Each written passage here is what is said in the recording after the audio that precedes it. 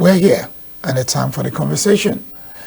Now, you heard Comrade Sam Odekwe condemning in strong terms the attack on urban radio station here in Enugu by men alleged to be officials of Economic and Financial Crimes Commission. Sam, welcome to Southeast News. Thank you, Barikoma. It's been a pleasure having you here. Thanks. Yeah. This situation with urban radio, is it a first when you have security agents either accosting people who are carrying out their duty as media men, journalists, presenters? Is this a first? Well, if it is talking about attacking a station, coming to a station and disrupting a transmission, I think since I came on board as the chairman, this is the first. But if it's about being aggressive to our men in the field, it is not the first, it's not the second, and I don't think it's the third. We've had, cases of when we are going about our duties, trying to cover events, we are barred from entering. And if you try to at least justify why you are at that event, it is something may be inflicted on you. So it has been happening. Now, why would we say this is happening, knowing that we draw our power as a fourth estate of the realm from the Constitution, the same Constitution that empowers security agents or agencies to do their job? So why do we have this conflict? Do you have any idea? I don't. That's why I'm pained more. When I remember that we are treated this way, I feel we are taken for granted.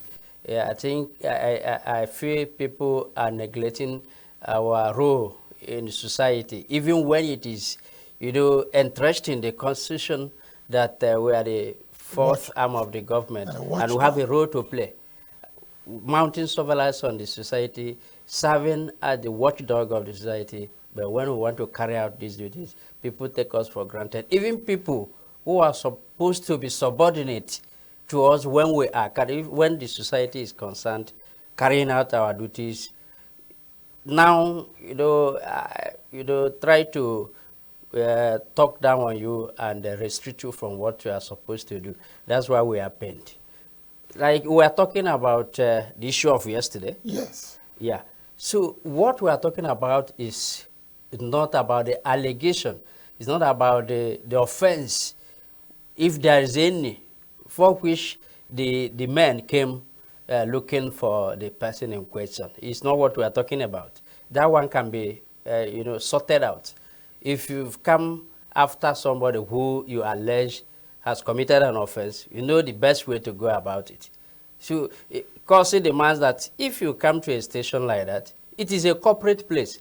There's no way, they were well aware that the person was on duty inside the studio. What stopped them from waiting around when the person is done? And why waiting for the person? They should have, complained met the authorities and told them what they came for. If they will wait around, it is taking the corporate entity for granted that made them to barge into that place. And even when they were on air, their attacks were on air now because the station was live. And when they came doing all these things, I think the world should laugh at us the way we behave sometimes when we are supposed to be professional and we do certain things as if we are not trained. So that is why we are pained. Because if somebody respects you, recognizing the sanctity of what you are doing or your person, the person shouldn't do certain things that way, bring you down so low. You understand? That's what we are talking about. So now, given this scenario, how safe is the workplace? Now your guess is as good as mine. Journalism and our relationship with the authorities have been historic, and it is what we know has been happening in those days, because people who hold the mantle of leadership are scared of what we can do when they say the pen is mightier than the sword. So those people already know they are not doing the right thing. Most of them know they are not doing the right thing. That goes down well with the people, because when government is about the people, the safety, the security, and the welfare of the people. And they are doing quite less than enough. And these are the people who are mounting surveillance. They like to intimidate us, so that even when they do that thing that is not needful, we will be we cow down. So that's why the relationship has been like this. But we think as society, we go on in society. I think there should be there should be improvement in what we do. So this is 21st century. We shouldn't do things that used to be in the 19th century, 18th century of rude relationship with the media. Now, I find it a bit difficult because if a workspace can be invaded, whatever the reasons, that's why I asked, how safe is a workplace? Because while you were talking, you said even those in the field doing their legitimate duty, they are harassed, they are pushed about, they are threatened. And you now get to the workplace where there should be some set rules of safety protecting you, and it's not safe. How do we navigate such? We are always at the mercy of what happens to us in the field, because even the authorities that are supposed to protect us are not there for us. They even look at us as rivals. When they see you, you'll be carrying your camera, covering the needful, what you need to report. The agent there, the law enforcement agent there, may think that that thing that is not doing well is what you are capturing. And it is not safe. The environment is not safe for us. And we've been calling on the authorities to please, we are not competing with anybody. What we are saying is we are begging, let us coexist with you while we are going about our own duties. I don't think, we believe that our own duties are not complete without theirs. And they should also see ours as that. Complementary. So that is what we are saying, because this is society that we own together, and we need to do things complementarily and move on. So on this particular matter about urban radio, how far, your statement is strongly worded, how far has NUJ gone beyond issuing that statement? Well, we've not been able to speak with the EFCC. And so far, it's good that just that yesterday, people that were arrested, that were confined, were released. It was not just that. What I heard from the station manager of Urban Radio, it was not just the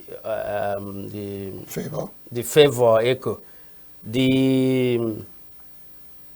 what is it called? The ICT person, the one security person also. The 3 persons were arrested that yesterday, but they were also allowed to go. Okay. So that is so far the situation, and we don't know. I cannot tell you for sure what brought them to that place, looking for the favor echo. I cannot tell you for sure now. But it has not been the basis of my condemnation of my basis was talking about the act. So we'll take a quick break. When we return, this conversation continues.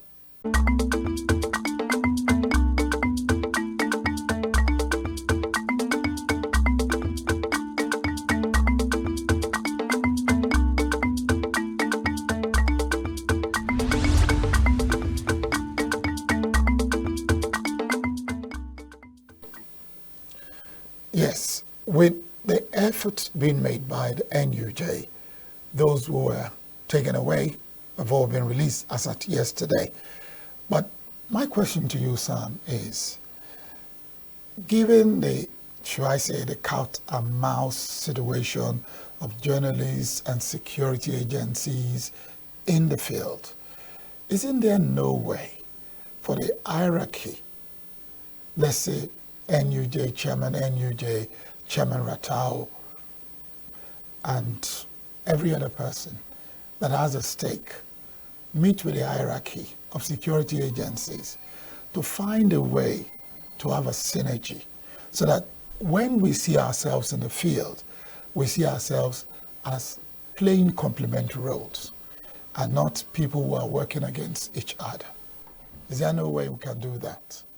What I realized is what the security agencies do, what the security agents do, is not a corporate decision of these agencies. Some of the, individual differences. So that is what you see play out. Because each time we keep, we maintain, relationship, close relationship with these security agencies. From time to time, we pay courtesy visits, and they do pay to us.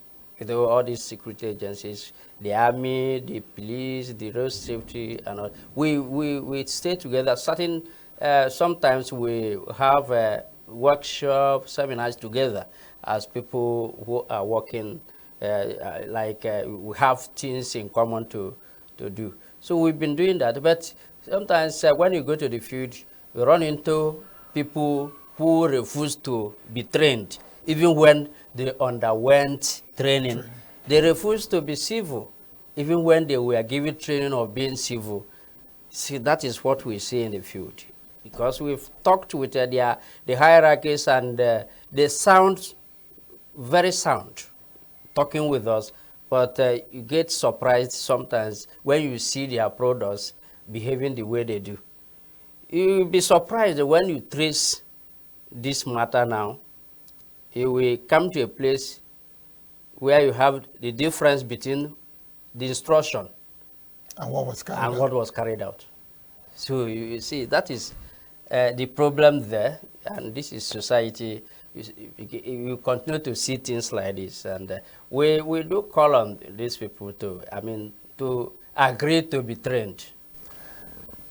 Well, you use the word individual differences, because my thoughts would have been that when such issues come up, NUJ should be able to follow through. Now, these people that carried out an instruction that was not given, what happens to them? Were there any disciplinary measures meted out? Yes, we can't say for now. As we are tracking this particular case, we know to what extent there should be. Just as I called for investigation, whether actually these people carried out what they were told to do. Even let's know whether they were actually through officials of the anti-graft agency. And if they are, was it what they were told to do? If not, it is a serious thing. You know what it means? Those days when the military, from time to time, they took over government, once you hear that kind of thing on radio, on air, you get shocked. There will be trauma everywhere. What is happening? When you hear the sound of martial Do you know music? how many persons that, might have been shocked to that extent yesterday? Because the station was on and they came, nobody closed the knob. Okay, the was still on. Open. So these things were happening. Who knew whether these people will come again, especially when the situation is like this? So it is quite bad, and they should be punished for that. It is not decent at all. I want to believe that NUJ will follow through. Because if you do follow through, people will begin to understand that people cannot just do things anyhow. Yeah. they need to follow the rules and the processes Yeah. and get it right. Of course. Of course. Now, every journalist or every active person in the media needs protection. And that's why I talked about safe place. If your workplace is not safe, it casts a huge burden on you. Yeah. The trauma would even be more, because every time you're sent out on an assignment, it becomes a problem. You are not sure if you are going to get back home safely. And it calls to mind the issue of insurance. And I know that NUJ talks about insurance for its members. Have we, talking about NUJ, ensure that all members are insured? And those who are members, do they know they are insured? Yeah, so it is a policy that has been proposed, that has been advocated over time, that has not been implemented. Why is that It so? has to be a national one. And why is that so?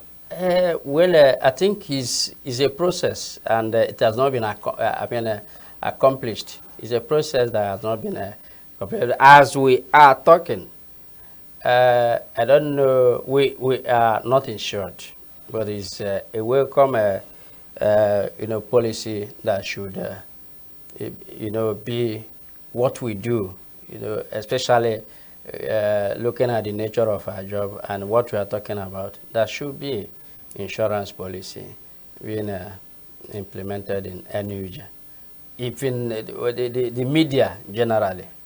Because I know because of the risk. For Signature TV, all the journalists, all other staff are insured. Are insured, yes.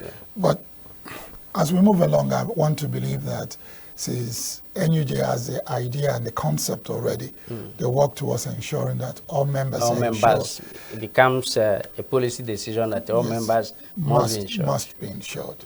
So now, Urban Radio, you said since you became the chairman, the first has been Urban Radio, no other radio station. But I also want to believe that if your present executive ensures that this thing is followed and followed through, we'll not have such an issue again. Because your response so far has shown that if the organization that says is an umbrella body stands behind the people, then the people will feel protected and they will know that they are protected. Because what you have shown shows that you are behind them and you will leave no one behind. Yeah. And that's why you quickly responded to the situation at Urban Radio and you could get people released same yesterday. Yeah. Well done, sir. Thank you. As we march forward, what should journalists expect? Because the economy is still the way it is. The situation is still the way it is. So the journalist that wants to do his or her job will still be pushed to a corner in trying to get people who should be accountable to be accountable. So how do you get them to do their job? You see, legally and protected. You see, the horrible thing is that people we are going after are very powerful people. People who are powerful in the society. And these are the people who have the power within them to better the lot of the people. They have that power to translate into making people happy. And incidentally, we feel they are not doing enough. And these are the people we are going after. So we are persuasive. Most times we are persuasive. The weapon we have is just the pen. And we use our pen adequately.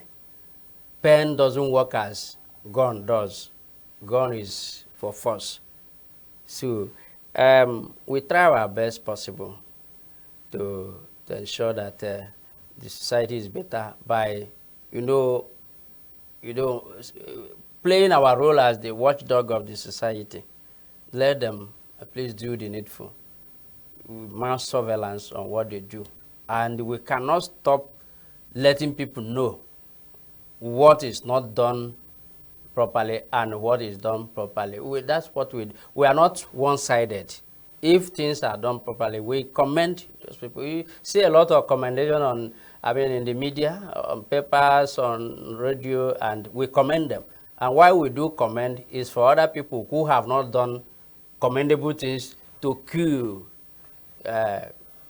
Take a queue. Yes, take a queue and do the same thing, and it will be, there will be multiplicity of good things being done. That is deaf communication. You understand? So that's what we've been doing, and we hope that they understand us. But most of the time, they don't understand us. They look at us as rivals. It's not that. After all, what we have, but we have that power derived from the Constitution. So that's the only thing we are asking them to allow us to exercise in the interest, overall interest of the society. And at the same time, we talk to our people, the journalists, to do what they are supposed to do. You don't abuse that constitutional right, you go beyond it and you do certain things, because some of us are culpable in their acts by way of not telling the truth, by way of being malicious in reportage. So if you do that, our law, our protection cannot cover you. Our protection cannot cover you when you go beyond the rules and regulations. So you have to do what you're supposed to do. Now, I like what you just said. You have to do what you're supposed to do. Now, in doing that, I know the NUJ has an ethics and disciplinary committee. Committee is a standing committee. Yes. So that standing committee, are there journalists who have been culpable and who that committee has found guilty? Yeah, and punished. And punished. Of course. We do have. So how do you, I don't want to use the word, now tell the public, these journalists didn't do what was right, and because of that, they've been punished, maybe suspended for a month, 2 months. I don't know what you have as part of the recommendations. Yeah. For example, do you, for example, list their names and their offenses so that the public should be aware that you are taking action? Yeah. So the complaint should come, first of all. Complaints are against that journalist. When it comes, that's when we begin to know that this person has gone beyond the boundary. You understand? So when it comes, then we refer it to that ethics and disciplinary committee, and the person will be invited. Fair hearing is essential. We give the person fair hearing, give the person 21 days within which to defend himself or herself. So after, it will come to Congress, the entire Congress of the Council, and the report of the disciplinary committee, ethics and disciplinary committee, come to the Congress. Congress will deliberate on it. The resolution of the Congress will be referred to the National Secretariat, after which they will look at it, and if it deserves the punishment, the person will just receive the comeuppance. And so why I ask that is so that people would also understand that if a journalist commits what they think is a crime, that they have recourse to report to the NUJ, write a petition, and they would also have justice. Now, for those people who have recourse to be sanctioned, is it like a lifetime sanction or just for some few months or years? It depends on the degree of offense. Sometimes it attracts just suspension. So let me just give you an idea of an offense that happened some time ago where some journalists, not in Enugu, some journalists covered an event, and because of disagreement about pecuniary gains, decided to turn the story upside down and not only defamed, but maligned the people, the organizers of the event. So such an issue, if it comes before the Ethics and Disciplinary Committee, with all the facts. With all the facts. Yes, with all the facts, because we had just one side of the story. And investigating it, we saw all sides of the story. And we discovered that the journalists didn't do well at all. Okay. So with that situation, would it be few days, few months, how long? In fact, it happened in reality, but this is theoretical. In fact, the offense sounds capital. It's a capital offense, as it were. In journalism, doing what you just said, it is capital in nature. And the stipulations are not fixed that way, but we know that anybody that has done as much as you have said, turning upside down the stories, and it is malicious. They did turn the story down. There are certain offenses that are better handled by the MPC, Nigeria Press Council. So such offenses could be referred to that place, and at the end of the day, the person may be derobed, as it were, if you are those who are in robe. So that is it. Okay, thank you very much. Thank you. Before you go, Sam, it's been a pleasure, but before you go, what should the average journalist or media person look forward to in Enugu? Well, in Enugu, we are doing well. You see, the worst thing is to have crisis, and in Enugu, we don't have stories of crisis within the realm of journalism. With our intra-union crisis, crisis with external publics, and also we don't have. So we are good. We feel good in Enugu as journalists. We also look for more, because we also know that many of our members are not well remunerated. There are a lot of our members who are not even paid at all.